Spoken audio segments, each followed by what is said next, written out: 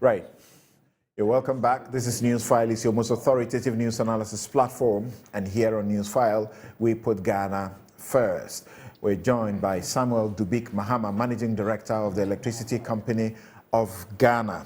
A while ago, I was telling him how he's been harassing all of us to make sure that we don't owe any bills.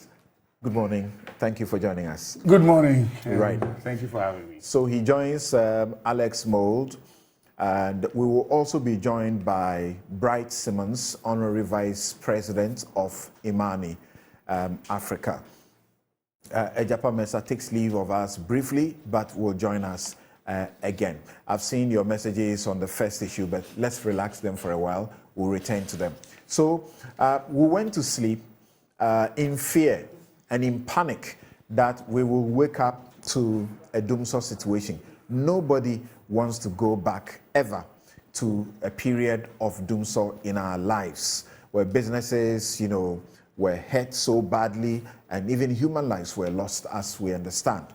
But in the middle of the night, we got a statement from the Chamber of Independent Power Generators, Ghana, IPGG.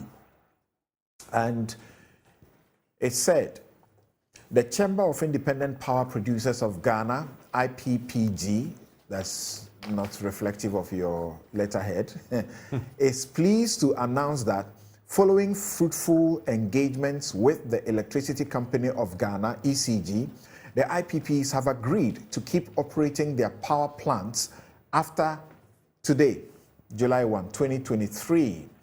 As part of the understanding reached, all the IPPs have received an offer of payments from ECG to enable them operate in the interim, thereby providing the government of Ghana and ECG the needed grace period.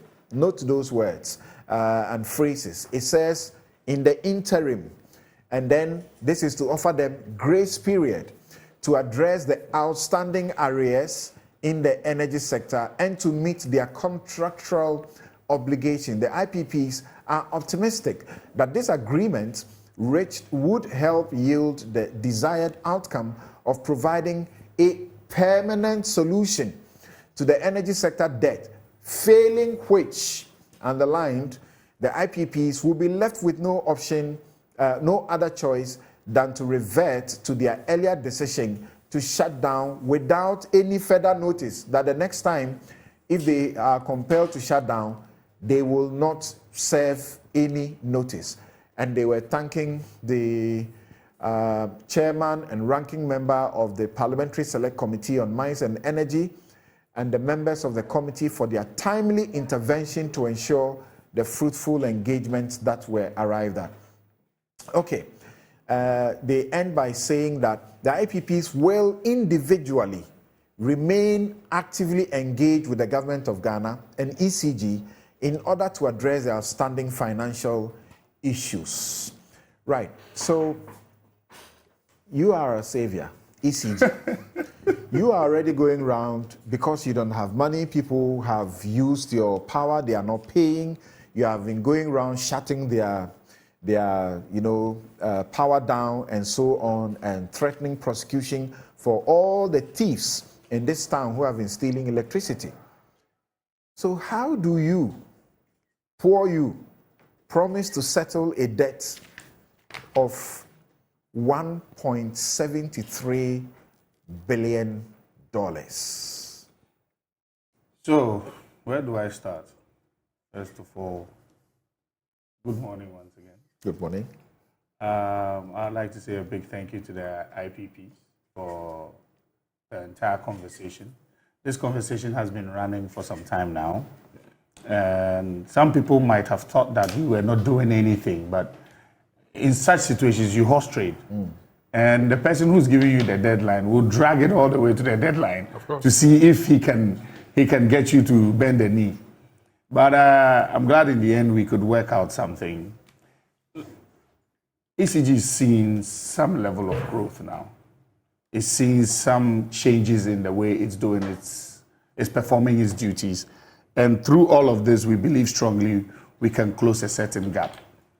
There is evidence of that, and that's what we shared with the chamber.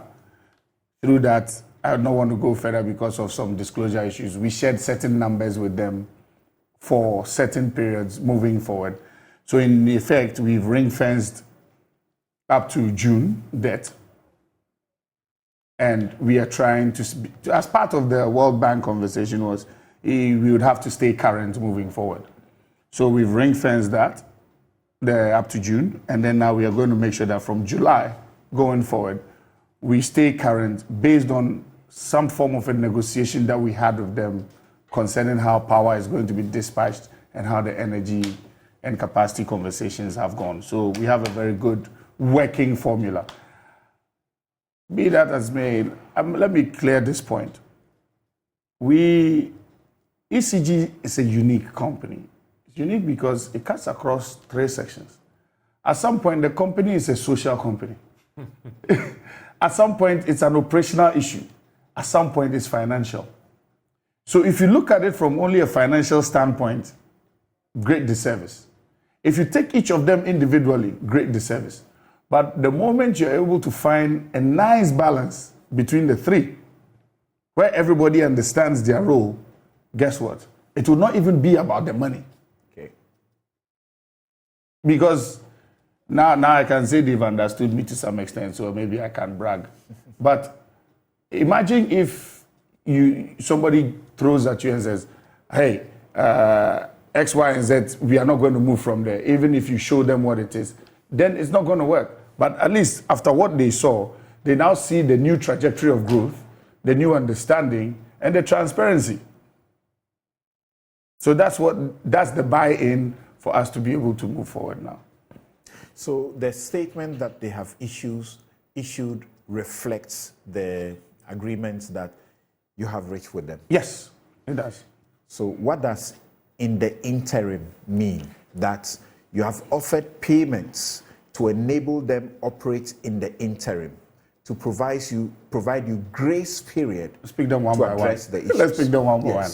So how long is interim? Interim could become permanent because what we've agreed on for the framework moving forward means that I'm going to stay current. So if I'm current now every month, you're okay. You understand? Now, they use interim in two forms. The other one is because they are waiting to hear how the legacy debt issue is going to be addressed and what the formula or the style will be for us to talk and move forward. But in truth, nobody wants to keep spending not knowing where the money is coming from. That's why we agreed on the way forward now. And the way forward is comfortable for all of them. So we are in good shape. Right. So they had demanded that if you don't put down 30% of the 1.7 billion, they were going to shut down. What have you given them? Would you be surprised if I said we've not given them anything? Okay, they say there's an offer of payments. So the truth of the matter is this, and again, it's about conversations. When there's uncertainty, there's panic.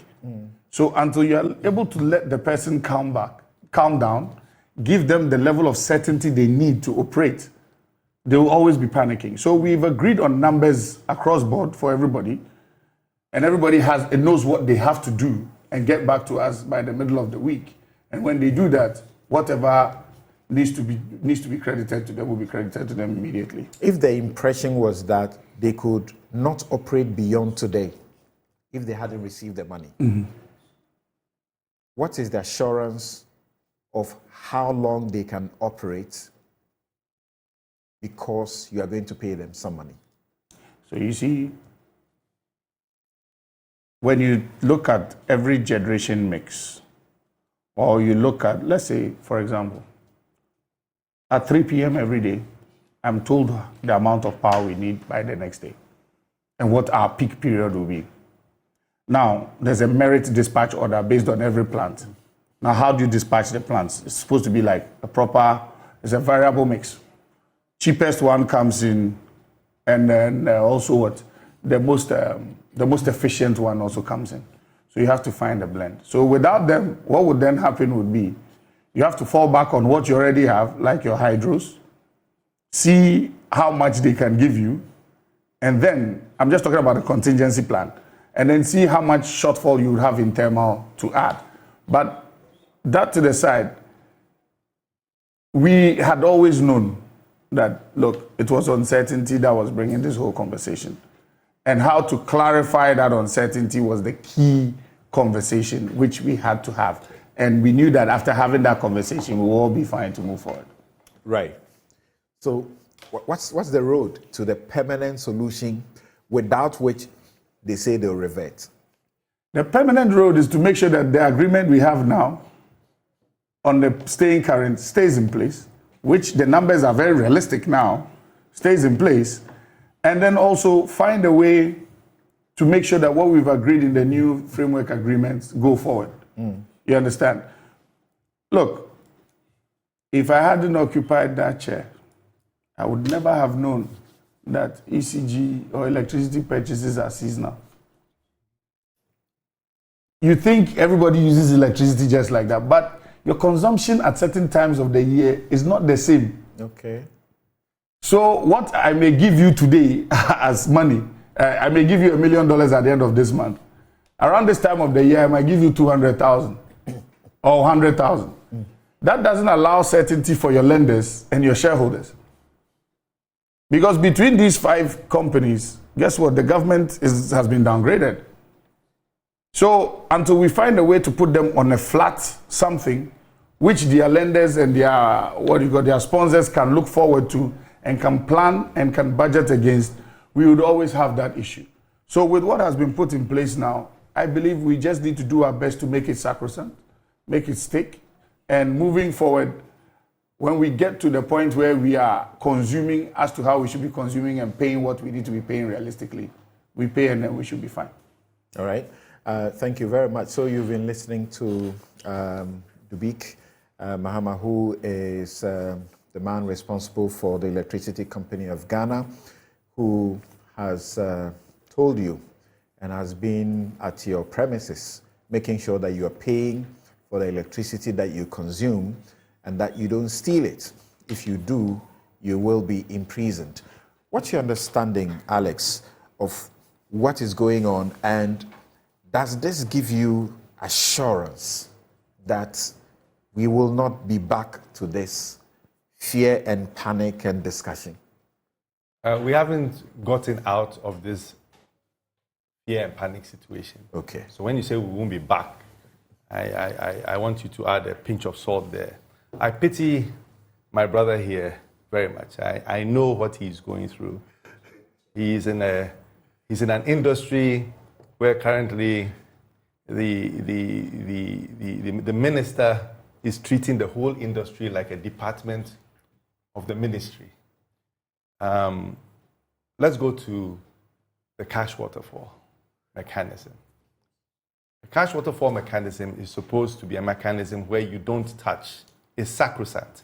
You've agreed to pay a certain percentage to all the players in the value chain. And then, because you are hot, because you need money to buy fuel, because you need money to pay somebody who has some political influence somewhere, putting pressure on one of the entities, you stop the mechanism and you shift back to manual. From automatic, you go to manual. Financial institutions do not like that.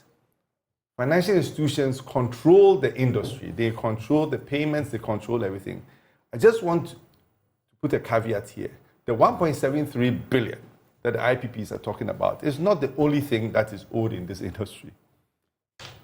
ECG, through the cash waterfall mechanism, is supposed to be putting a certain amount on a monthly basis to meet payments. IPPs are paid $130, $140 million or so every month. GMPC also is paid something north of $50 million because they pay ENI about $50 million every month. GMPC currently owes its banks, Standard Chartered Bank and HSBC, close to $400 million. And they cannot cross the $400 million, although $500 million has been confirmed or supported by the World Bank, because if they cross the $400 million, they have to dip into the reserve of $100 million, which has already been used and is depleted. So there is no $100 million reserve, which is required in the agreement with World Bank. So that means that Ghana government would have to cough up the money. And as such, GNPC owes ENI from March. They haven't paid much. And by the way, they haven't actually paid them because they've drawn down on the LC. So GNPC owes these banks $400 million. GNPC also owes ENI 3 months of payments. What GNPC should be doing is GNPC should be collecting, a large amount of money from ECG to meet the payments. I don't know what the percentage is of the cash waterfall that goes to pay for the power, but it must be something close to 30 to 40%. But GNPC only received about 35% of what it should have received in 2022. And currently, they've only received 15% of what they need to receive. That means that we are talking about IPPs. There will be no fuel. There will be no fuel if this young man here doesn't ensure GNPC is paid.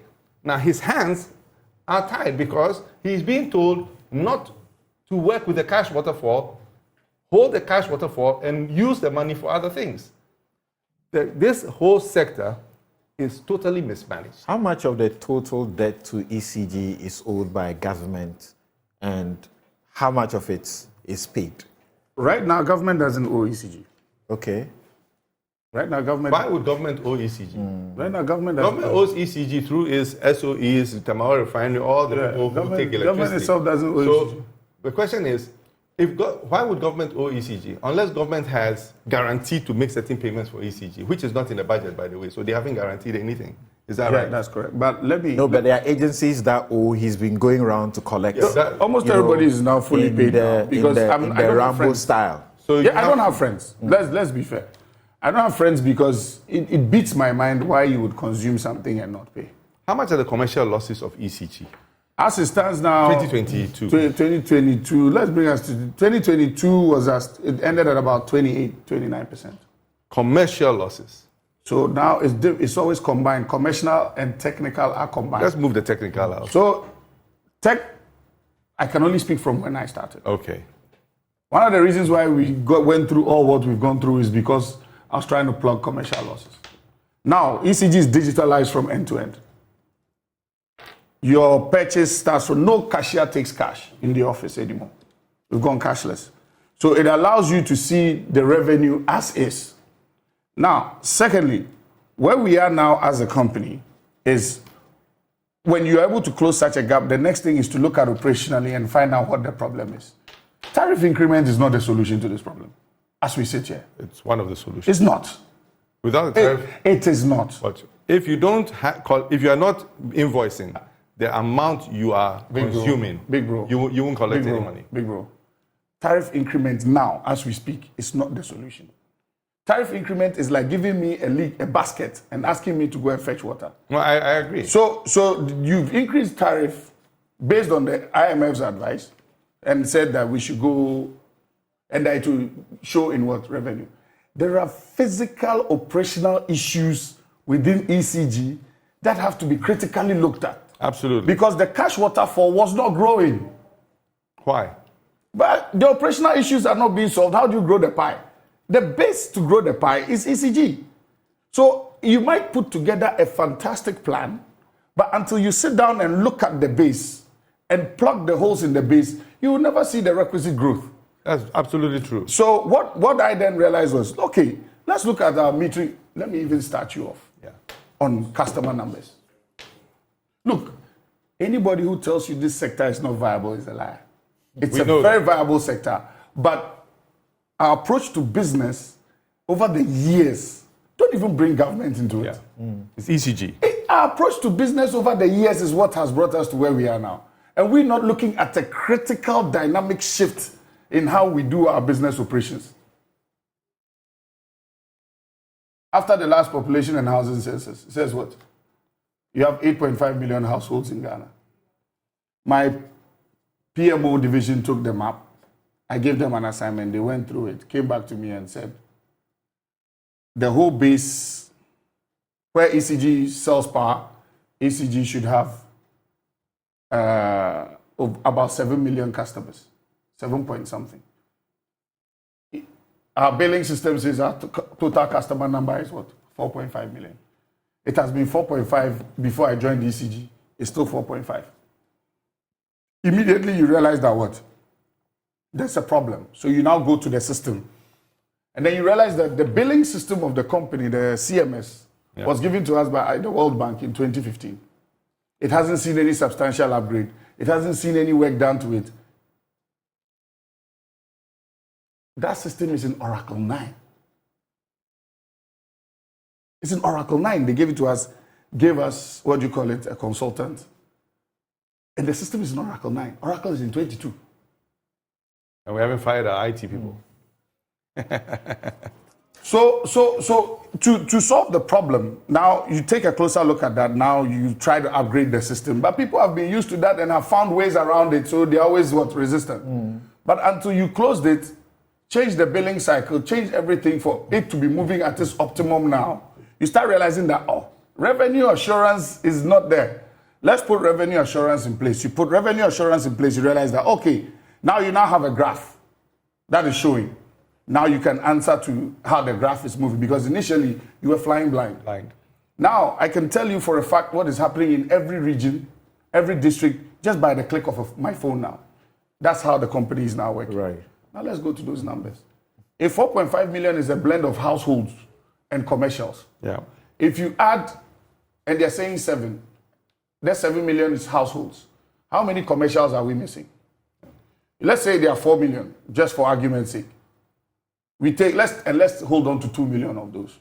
That 2 million, we struck the averages of trying to implement a flat rate system because we don't have the meters. Don't have the meters yet. So what do you do when we did the flat rate system? In a month, an average home in an urban area, peri-urban area is 600 cedis. You understand? So now 600 by 2 million. The median, you mean? Yeah, the median, yeah. Okay. 600 by 2 million. What do you have? 1.2 billion Ghana cedis. Let's say the dollar to cedi is even 12. That's what? 100 million cedis. Sir, if we do not stop the blame game of dropping the ball at this one's doorstep, and let's have a proper approach holistically, nationally, to the company called ECG, we would always point fingers, and next week we will be here. I'm glad the way you started that we are not out. The first place we need to look at is the company ECG, and give it all the support we need to give it. And then when there's a gap realized, we can talk about that subsidy. Because right now, what is the subsidy? You have take or pay agreements that guarantees someone $18 million every month, whether you lift or you don't lift. $15 million, whether you lift or you don't lift. And then you hear, and then you sit down quietly, and then you, through media, I have tried very hard to keep quiet during this space. But you realize that you have so many experts who don't even understand what they are talking about because they've not had the opportunity to sit where I'm sitting. I think they've not had the opportunity to receive the information. It's the lack of information that is causing people to maybe give you the wrong impression. You can ask everybody. I am very approachable. And I do not hide the truth because I feel the job I have been given, if I want us to get out of this as quickly as possible, it's a national issue. We should drop the whole political commentary. So what is stopping ECG from doing the things that you need to do to get this done? We are now at the point where we are about to lift off. You have to prepare everything, getting it ready for liftoff. So what have now we've prepared the whole flat rate system is ready. Now we need to find all those customers. Now the conversation is you can't consume at zero. You can't consume and not pay. Yes. So you are giving electricity to a lot of people. For example, we don't even know. On my road, I have a lot of kiosks. They have electricity. I don't know how they got electricity. Let me even tell you. We did a KIMS, I call it customer asset and mapping. We did Ebuakwa or Yarifa, and Ebuakwa, Adenta, and Kwabenya. I found 54,000 new customers that I didn't know of. But can't you tell from your transformer system, if you put a system in place, how much it is being consumed Let me tell in you, an area. do you know how number of transformers I even found on the network that have been energized and on the network that are not on ECG's books? How private contractors energize networks with no recourse to ECG? You are getting to understand your problem. It's a national issue, and we need Right, so as you watch, I have quietly just been watching them, and the interaction, I believe, has been very useful to you as well. This is Newsfile. Is brought to you by the candid sponsorship of Bank of Africa, as strong as a group and close as a partner, MTN, everywhere you go. Ashesi University, educating ethical and entrepreneurial leaders for Africa. Robert & Sons Optical Services, your comprehensive eye care service provider for 31 years. Duroplus, how you get your water matters. Remember, where Duroplus goes, water flows. DBS Industries, roofing, Papa Fie. My Way, dial *165# on MTN to join My Way today. Cherry Tree Properties, we develop spaces as though we were going to occupy them ourselves. Syntex tanks, it's strong, it's tough, and Flamingo paints, simply superior. And we are now joined by Bright Simmons, Honorary Vice President of Imani Africa. But before we hear him, he will do a quick, like 5 minutes presentation on this issue, and we have a couple of questions for him. Then we'll move on to the next issues with him as well. But we'll take a break. We'll be right back.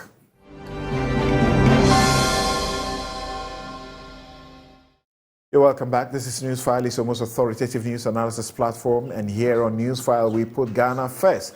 My guest on this second segment, trying to be sure and to be sure of the assurance that we will not be plunging to Dumsor because the IPPs threatened to shut down their plant. And now they say they have suspended that decision temporarily, as in the interim, hoping for a permanent solution because they have been made offers of some of the payments. They are owed in excess of 1.7 billion US dollars, and they insisted that they need to get 30% of that. Otherwise, this morning would have been plunged into Dumsor. But thanks to the minority, it says the Mines and Energy Committee, who got an intervention with the ECG, they have suspended that decision in the meantime and giving them a grace period to resolve the issues. Alex Mould is here. Bright Simmons, Honorary Vice President, Imani Africa, joins us.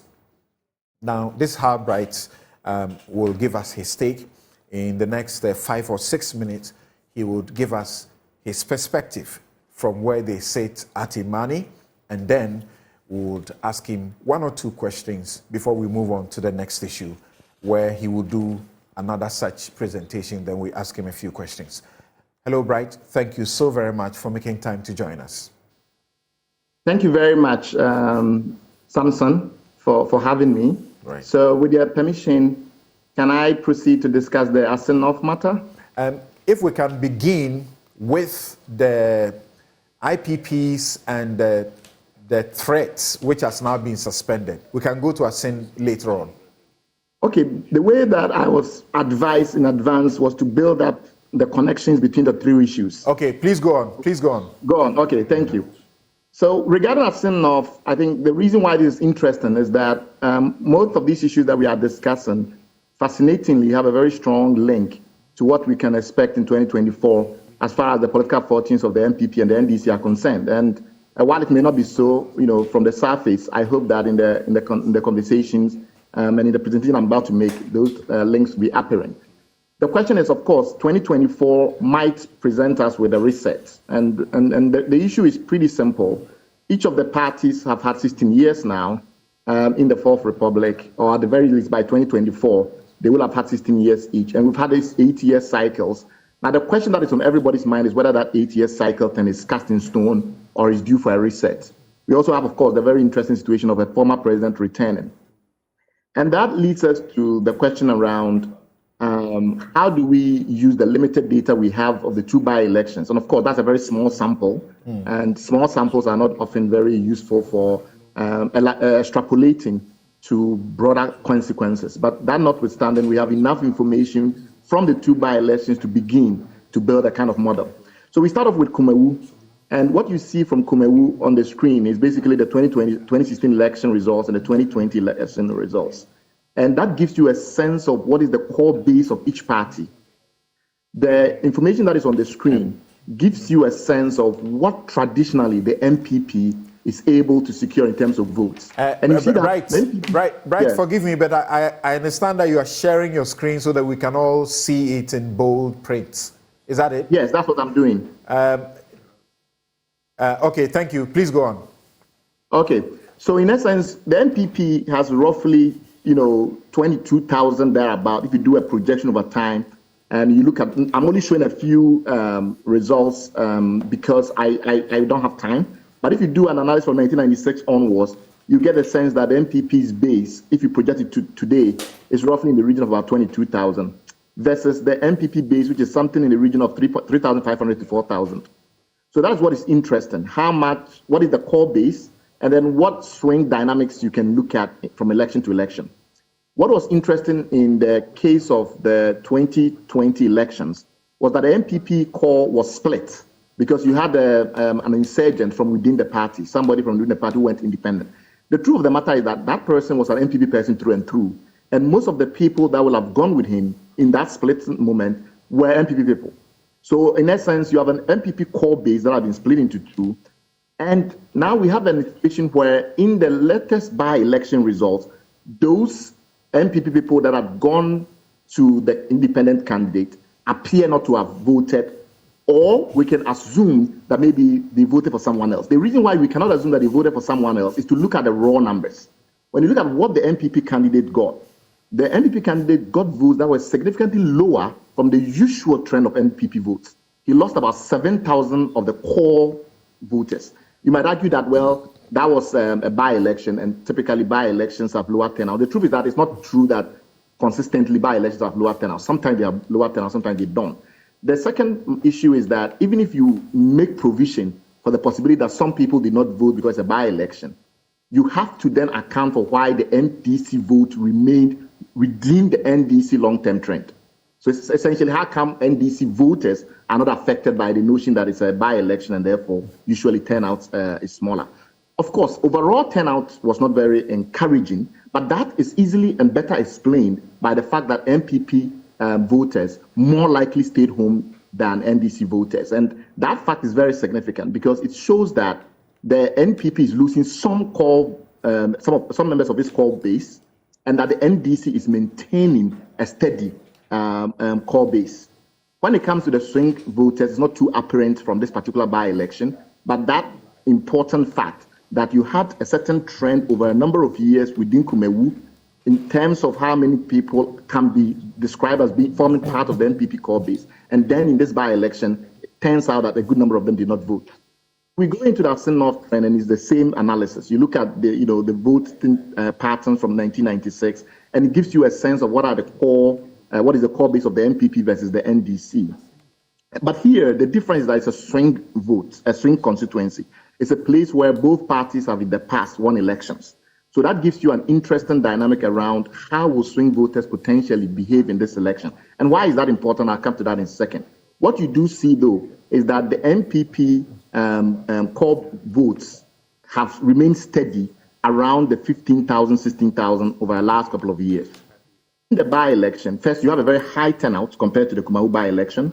That high turnout shows that the winning candidate managed not only to bring to the vote their core constituency, but they also brought the swing voters out. So that's an important point. The second thing that you also notice is that the NPP actually saw a slight reduction in their core base, and the NDC remained stable. What that is telling us quite clearly is that the NDC is not wowing the swing voters yet. That notwithstanding, their core base is turning out, and therefore they are sustaining their core base.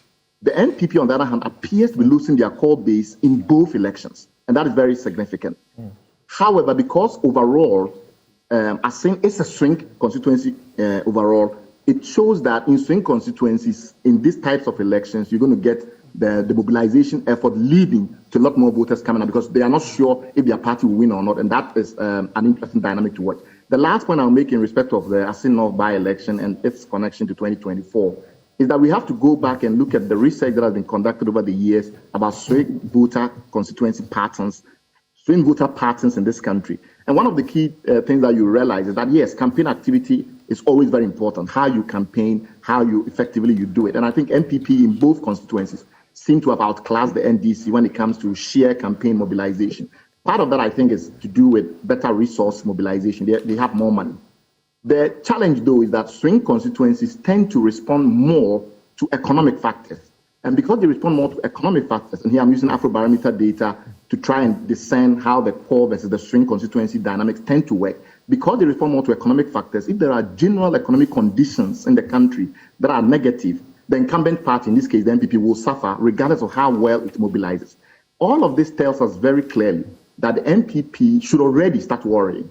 The trends that are coming up from the two by-elections are not too favorable. And some of that may be linked with massive disgruntlement and their grassroots, and to some extent, the economic factors that are prevailing in the country. But I think the number one issue is that NPP, the strong core of the NPP, is beginning to waver.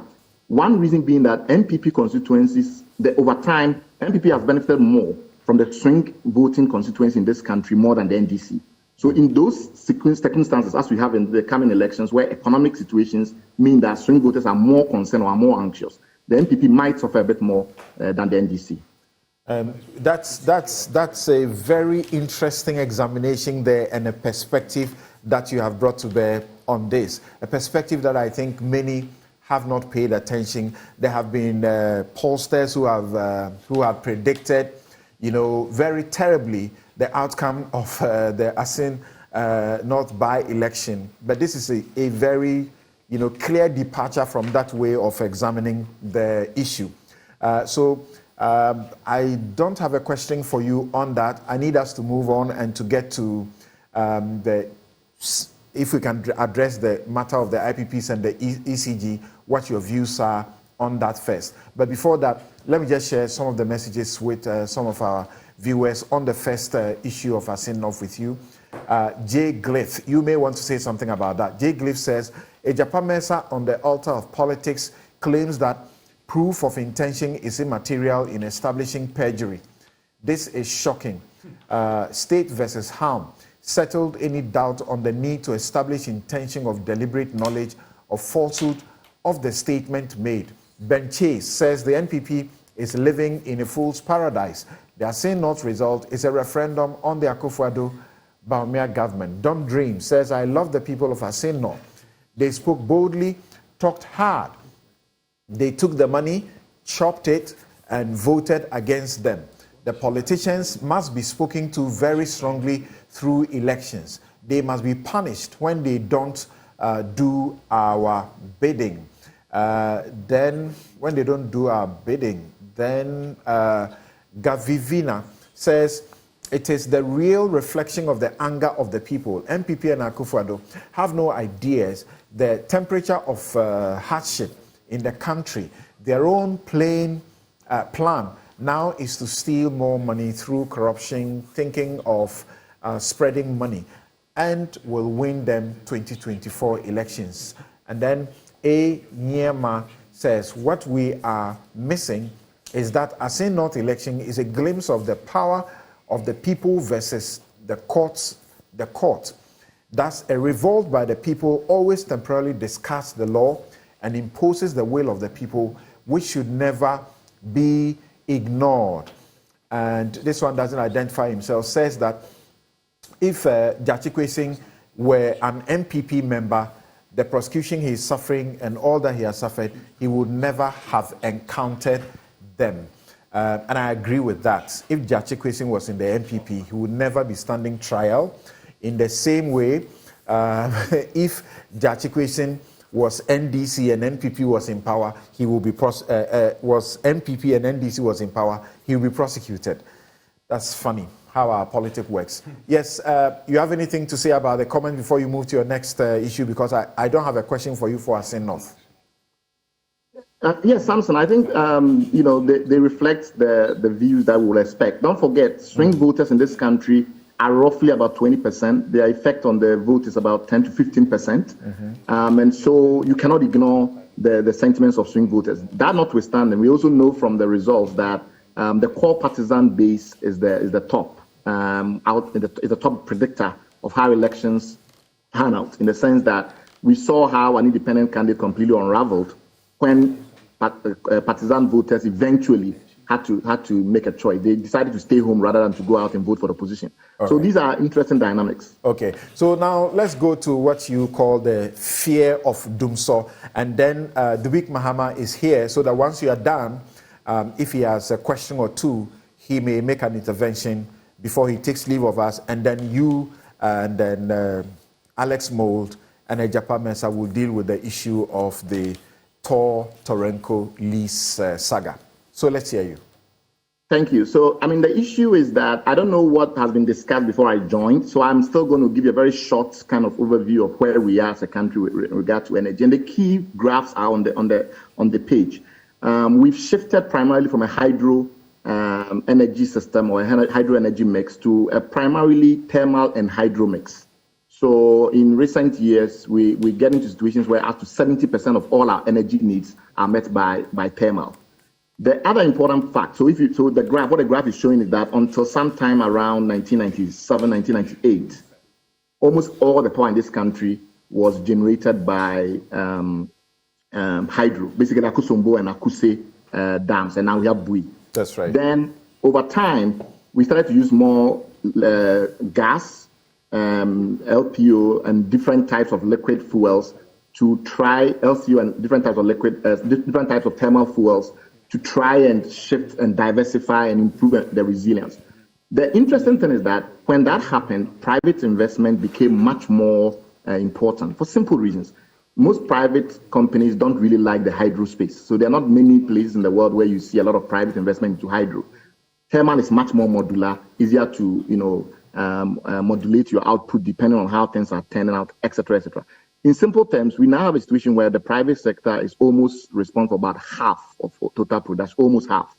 And that has also meant, so we had a time in the early 2000s where VRA, for instance, was responsible for almost 90-something%, either directly or through joint ventures. And now we have a situation where private companies are putting a lot of money into our power sector. So that is basically the context we find ourselves in.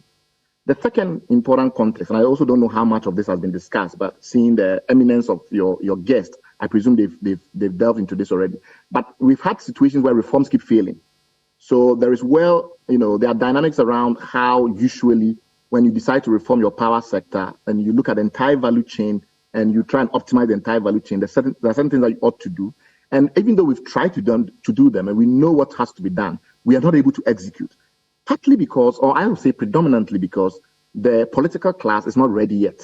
The politicians feel that the time that they have in power, the 4-year cycle, is just not really sufficient for them to think very long term. So if they can muddle through every 4 years and somehow get it going, they will do it. So their goal is not really to fix the system properly. Their goal is to patch it up, use Band-Aid, and keep the thing going as much as they can. And then when the next government comes, you come and take on. So that has been the problem. The massive changes that we ought to be making in the system, where we have a situation where we have a mixed ownership when it comes to generation. So when it comes to actually producing the power, there's private sector, there's public sector. When it comes to distribution and transmission, we have almost entirely public sector. And then when it comes to accountability for the losses, it's almost entirely within the public sector. That is not sustainable. You need to create situations where there are incentives to actually cut losses. And no matter what the very honorable and very eminent managing director for UCG may have said, and I presume, I haven't listened to him, but I presume he will have defended his position with great enthusiasm. No matter what it is that he might have said, the truth is most of the problems that we are facing are fundamentally as UCG. It's in the distribution, it's in the collections, it's in the retail segment, more so than the generation. Though there are a lot of problems also in the generation. But and I'll come to that in a second if we have time. But the UCG is the big problem. And we've seen an attempt to introduce private sector participation in UCG, and that has flopped completely with PDS. But their losses have continued to rise over time. And even though they've made some improvement in some years, like in 2015, 2016, much of that was generally because they were not producing a lot.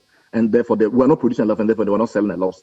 As soon as production started to pick up again, we saw that the losses started to mount, hitting almost 35%.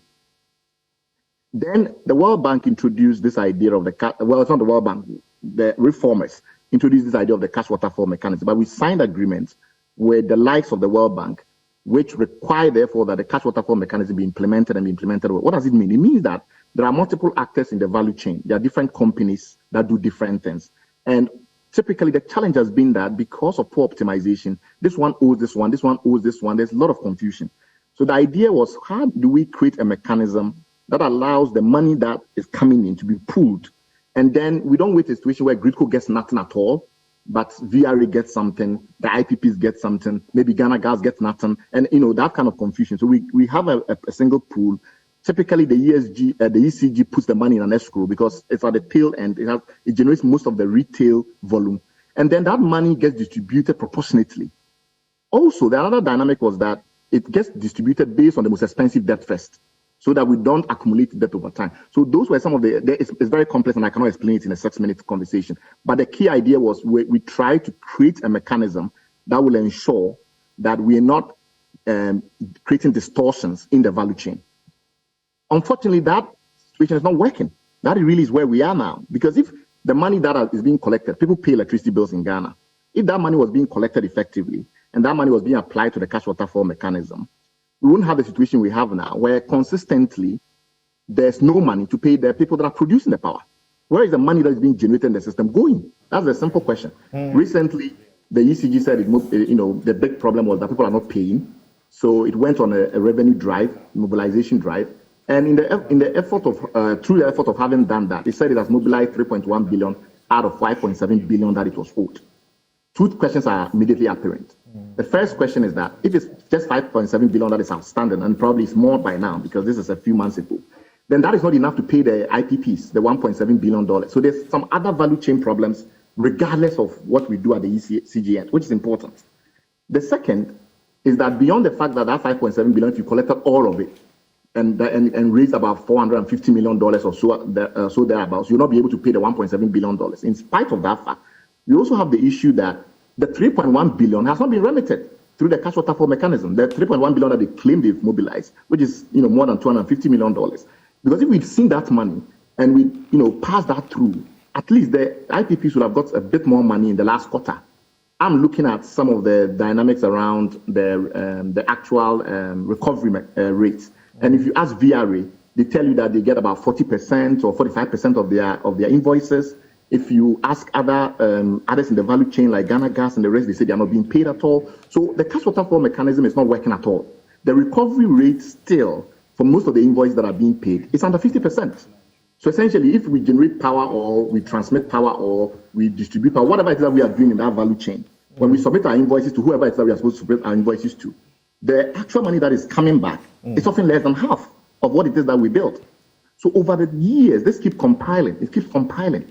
And then we face the issues of overcapacity. And it's because, we signed these take-or-pay contracts. And because we signed these take-and-pay contracts, what we have is a situation where whether or not we are consuming the power, we are still paying. That has some contribution, but it's not everything. It's not everything because even the state-owned companies who sell to other state-owned companies or elsewhere don't also get paid.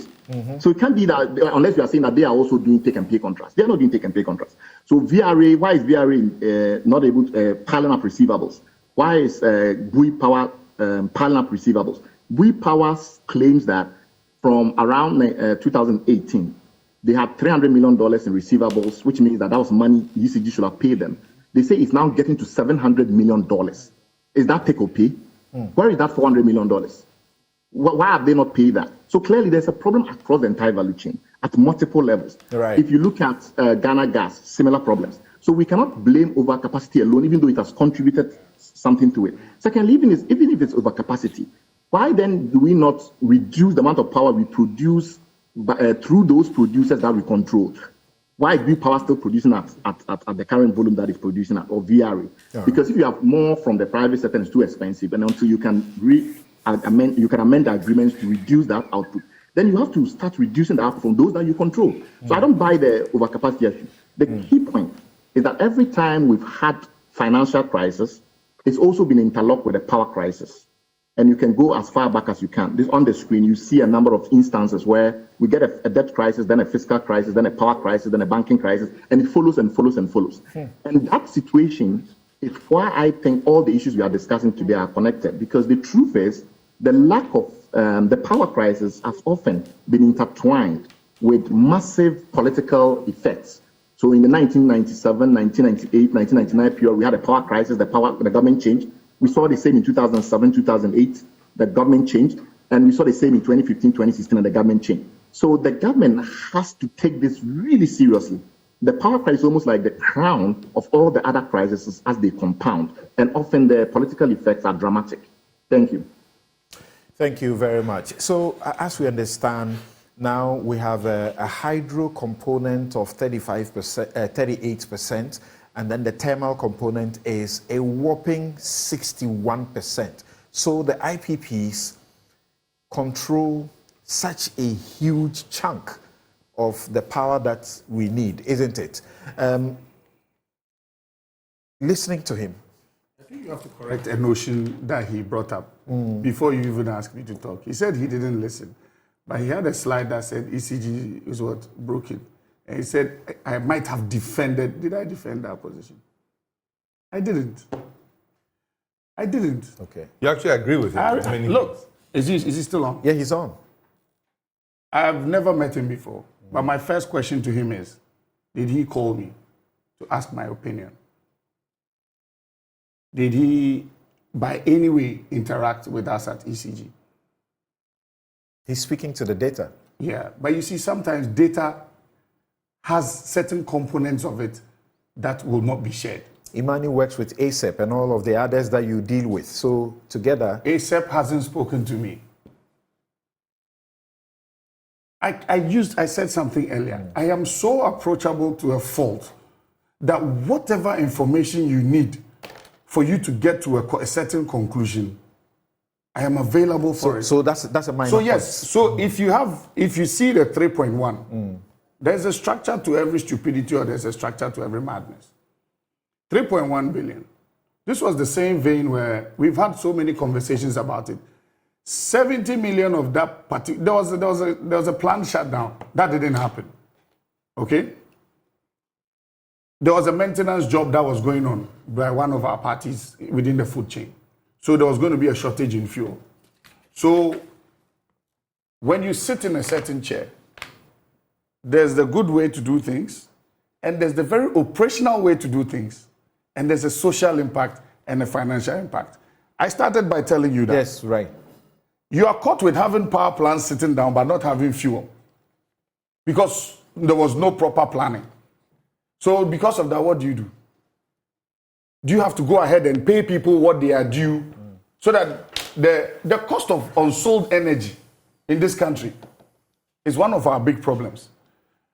But energy you've sold that you are not recovering, that gap, if that gap is closed, I must admit, yes, they didn't see that 3.1. But again, that was another conversation I had with the Chamber of IPPs yesterday. I said, none of you bothered to come to me on that issue of the revenue mobilization. Even the Parliamentary Select Committee, nobody has actually even bothered, but everybody keeps churning out figures. Everybody keeps saying something. So that's a good point to bringing the question I was bringing to. That is it. So starting with Bright, is it even feasible? Is it something we can contemplate that the IPPs can collectively shut down over debt? Is it possible? Yeah, of course. They have to give you 61% thermal, that's what we are consuming now, and 38%, hydro, which means now we are basically thermal driven, so to speak. Yes, Bright. Yes. I think first point is that the CEO of ECG has also not reached out. I don't know why he thinks we are the only ones who must reach out. It's a community, right? It's a community. We all say we are interested in Ghana's well-being. So if he thinks he has information that will enhance the analysis, those people that do analysis for public consumption, he can also reach out to them and say, look, I know you are stakeholders in this environment. I don't have time to reach everyone. you often do that for public education. So because you do public education, I want to make sure that you are aware and you are fully armed with all the facts. And you can convene and you can reach out, and he has also not done it. Okay. So I will also say that he's never reached me before. I've even never met him before. He's never sent me a I think that's a newsletter, minor reference. etc. So can we? Okay, I know, but I thought it was important that it's not, the impression is not created that we are, somehow trying to undermine his goals and his vision. Right. The second thing is that, yes, the IPPs, if they were to shut down, and they could shut down on base of force majeure, which people are forgetting. They can simply say they don't have money to operate, and nothing in their contracts can stop them if they just literally run out of money to operate. Yes. So force majeure is one area in which people are not paying attention. The second thing is that if the IPPs want to turn off their power plants because of contractual breaches, then they don't have a case, because the contractual breach, the mechanism for dealing with contractual breaches is different. Right? The mechanism for dealing with contractual breaches is we want to call on the guarantee for all the other mediation clauses, etc., to be responded to, and the likes of it. So if they are if the reason why they wanted to turn it off, they wanted to turn on the plans was because of contractual breaches, then they might have some legal challenges. But if they say that they've run out of money, their suppliers have come in and they have those challenges, and therefore they can't operate it, then there are force majeure reasons, to my mind. And of course, lawyers may disagree whether or not, not being paid and therefore not having money to run the machine is a force majeure incident. But we should not underestimate that. So those are my initial comments. One being that we have to have a sense in which public education is the commitment of all of us, not just some people. And then we have to reach out to state bodies and public agencies if we want information. The second thing is that, yes, there are legal constraints on the ability of the IPPs to just simply hop out of agreements if they are not happy, because there are processes in their contracts, the power purchase agreement and other contracts that require them to follow a certain path. But the critical matter is that if they cannot operate because they don't have money, you cannot force a company to continue to sell something that they can't produce because they don't have money because you're not paying them. So there are those dynamics that we need to pay attention to. Okay. All right. So do you share the view that Bright has, when I asked the question whether it is possible that we can think about that ever happening, I saw you nodding.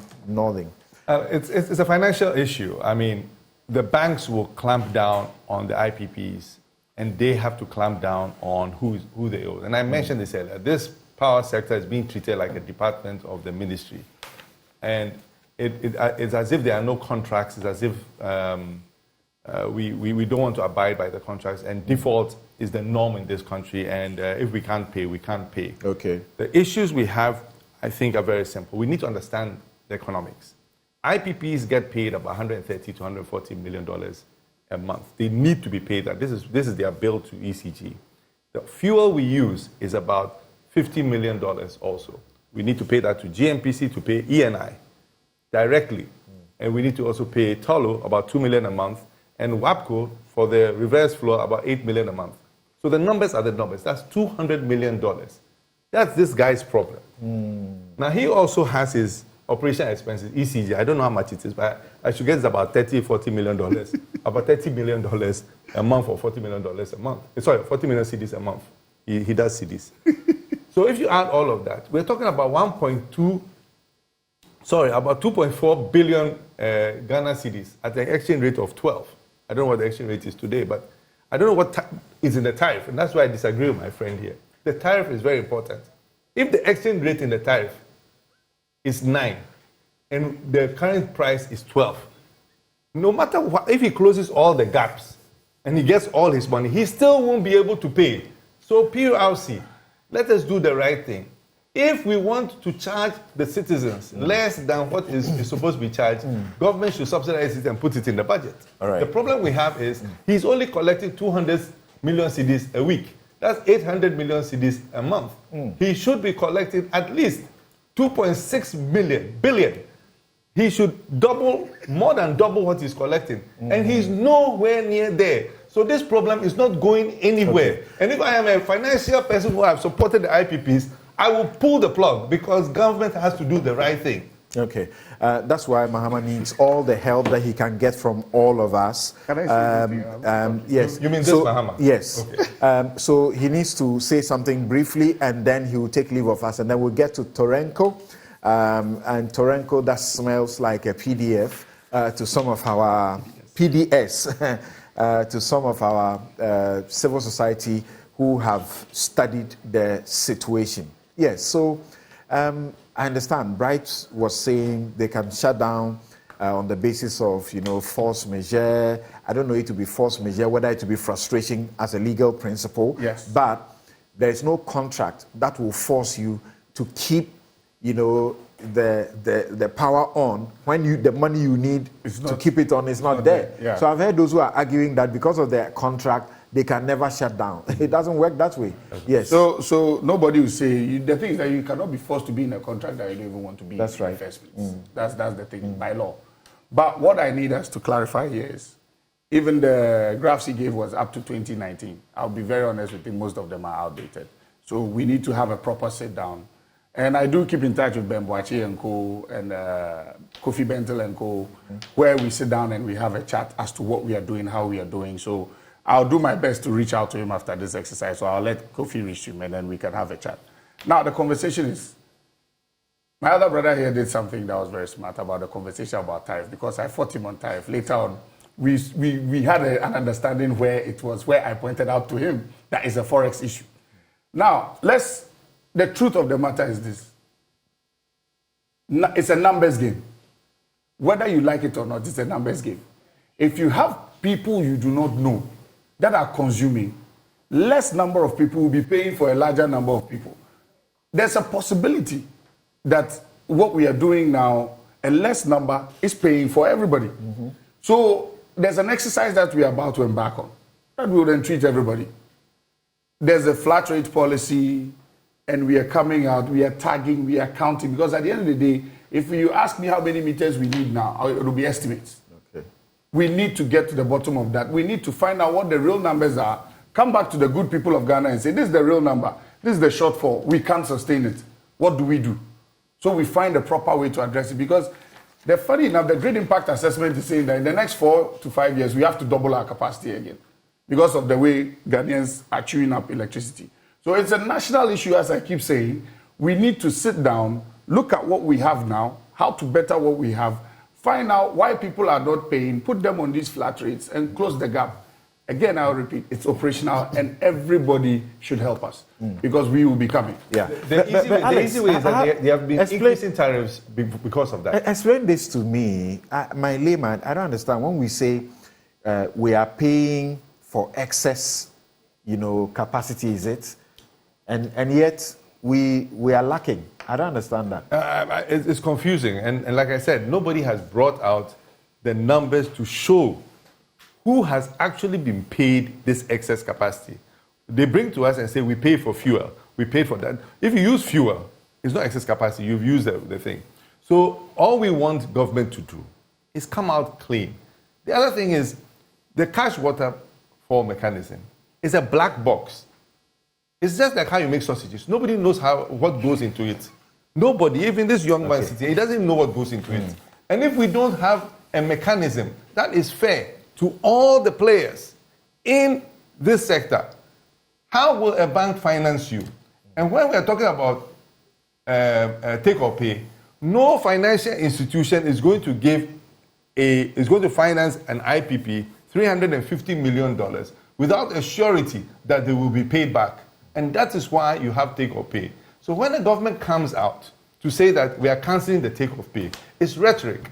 They don't know what they are talking about. All right. Take or pay is important. We do. However, they may have too many plans they have signed up. Remember, we have to go to Torenko now. So thank you very much. And thank you, Dwight Mahama. Frank Anderson Jr. says that you are doing a good job. And if we had just 10 of your kind, Ghanaian SOEs will be doing very well. However, he says stakeholders need not speak to Mahama to obtain information. It is in his own interest and intrinsic of good governance to publish periodic information as part of his responsibility as a public servant. He's a busy man and shouldn't expect every stakeholder to reach out for information. Thank you very much. Now.